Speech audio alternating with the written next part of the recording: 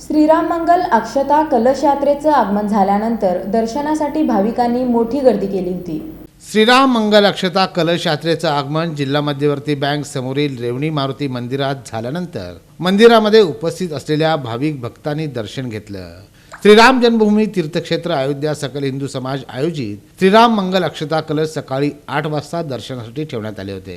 जय श्रीराम महामंत्र हा नवविजयाचा, महामंत्र हा नवविजयाचा, नव्या युगाचा नवपर्वाचा, नव्या युगाचा नवपर्वाचा, काही दिशातून घुमते ना, काही दिशातून घुमते ना। यावेळी लकी चौक, देवचाळ, मंगळवेडेकर चाळ, नवी पेठ मधील व्यापाऱ्यांनी अक्षता कलशाचे दर्शन घेतलं।